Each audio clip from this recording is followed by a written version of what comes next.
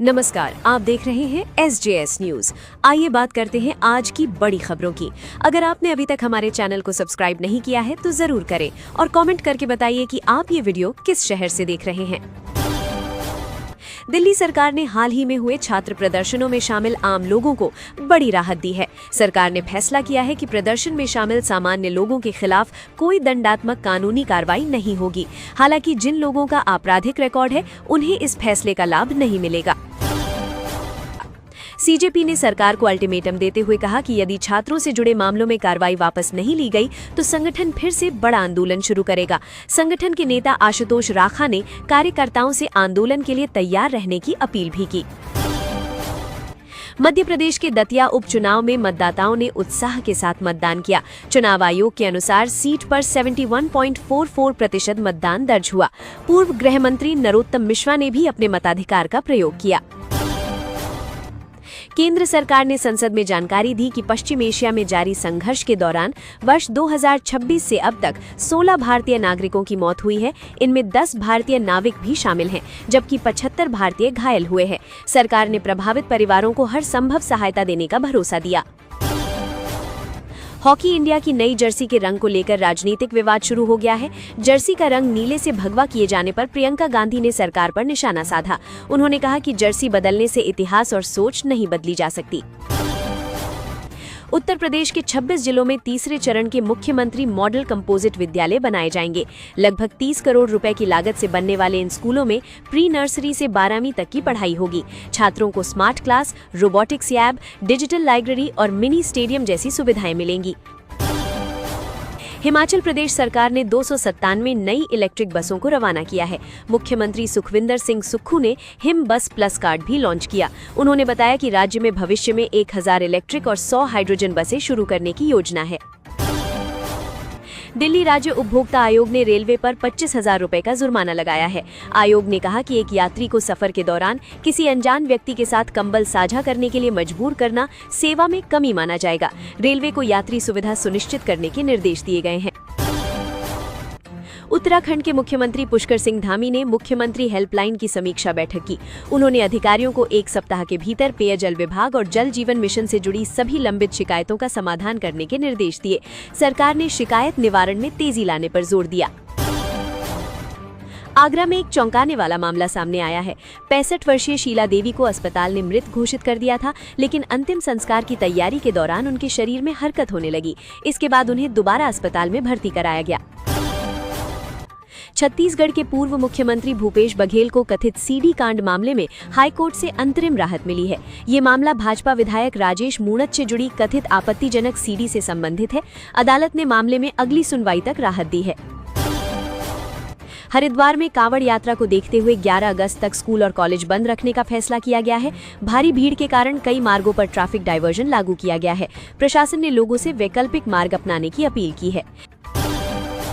नेपाल के सुनसिरी जिले में सांप्रदायिक हिंसा के बाद हालात तनावपूर्ण बने हुए हैं। एक व्यक्ति की मौत और कई लोगों के घायल होने के बाद मधेश प्रांत के धनुषा, सिराहा समेत कई इलाकों में कर्फ्यू लगा दिया गया है। संवेदनशील क्षेत्रों में सुरक्षा भी बढ़ा दी गई है। उत्तर प्रदेश के कई शहरों में कांवड़ यात्रा को लेकर प्रशासन पूरी तरह सतर्क है। गाजियाबाद में 15 अगस्त तक सिटी बस सेवा बंद कर दी गई है। सुरक्षा और यातायात व्यवस्था बनाए रखने के लिए अतिरिक्त पुलिस बल तैनात किया गया है। प्रधानमंत्री नरेंद्र मोदी की अध्यक्षता में संसद भवन परिसर में कैबिनेट कमेटी ऑन सिक्योरिटी की अहम बैठक हुई। बैठक में राष्ट्रीय सुरक्षा, पश्चिम एशिया संकट और भारतीय नागरिकों की सुरक्षा पर चर्चा हुई। साथ ही किसानों को खाद की उपलब्धता और पीएनजी विस्तार की भी समीक्षा की गई। वंदे मातरम संशोधन विधेयक राज्यसभा के बाद लोकसभा से भी पारित हो गया। नए कानून के तहत राष्ट्रीय गीत के अपमान या उसके गायन में बाधा डालने पर 3 साल तक की जेल, जुर्माना या दोनों का प्रावधान किया गया है।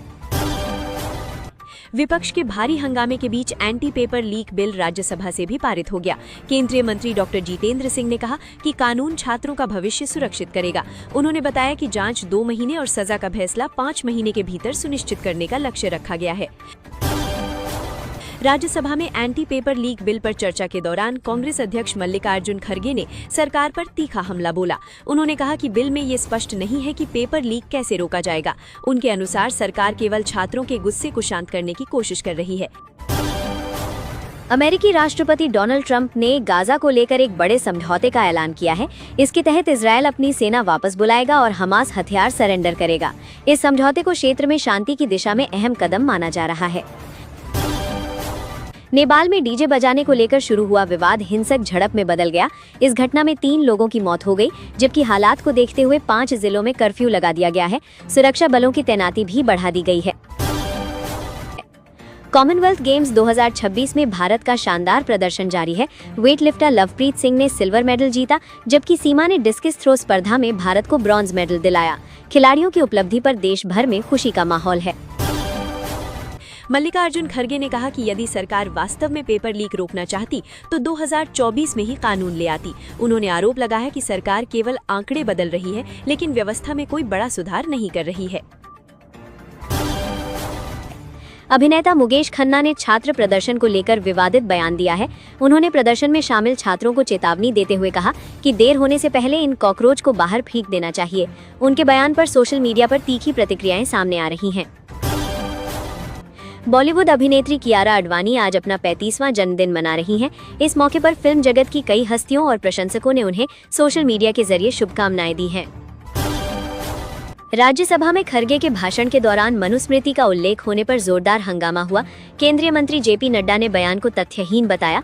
इसके बाद सभापति ने भाषण के आपत्तिजनक हिस्से को कार्यवाही से हटाने के निर्देश दिए। राहुल गांधी ने सोशल मीडिया पर गृह मंत्री अमित शाह पर निशाना साधा। उन्होंने पूछा कि छात्र आंदोलन के दौरान हुई कथित हिंसा पर गृह मंत्री जवाब देने से क्यों बच रहे हैं। राहुल ने सरकार से पूरे मामले पर स्पष्टीकरण देने की मांग की। संसद परिसर में टीएमसी सांसद कल्याण बैनर्जी अपनी पार्टी के बागी नेताओं के खिलाफ गद्दार लिखे पोस्टर लेकर प्रदर्शन करते नजर आए। इसी दौरान प्रियंका गांधी भी वहां पहुंची और दोनों नेताओं के बीच संक्षिप्त बातचीत ने सबका ध्यान आकर्षित किया। समाजवादी पार्टी ने राम मंदिर में कथित चढ़ावा चोरी के मुद्दे पर लगातार दूसरे दिन संसद परिसर में प्रदर्शन किया। सपा सांसद दान पात्र लेकर पहुंचे और उसमें प्रतीकात्मक रूप से रुपए डालकर विरोध जताया। विपक्षी दलों ने मामले की निष्पक्ष जांच की मांग की। पंजाब के कथित पेपर लीक मामले को लेकर भाजपा ने आम आदमी पार्टी के खिलाफ प्रदर्शन किया।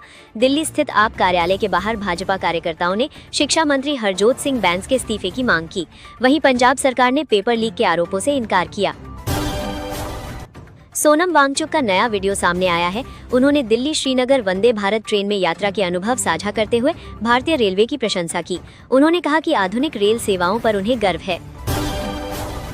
श्री राम जन्मभूमि तीर्थ क्षेत्र ट्रस्ट के पहले सचिव के रूप में जगदीश आफले के नाम पर सहमति बन गई है। ट्रस्ट की अगली बैठक में उनके नाम की औपचारिक घोषणा की जाएगी। जगदीश आफले आईआईटी मुंबई से बीटेक और एमटेक कर चुके हैं।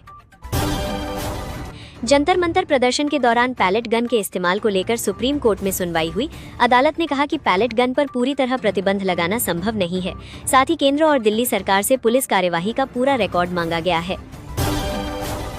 राजस्थान में पंचायत और नगाय चुनाव से पहले भारत आदिवासी पार्टी के 309 कार्यकर्ता कांग्रेस में शामिल हो गए।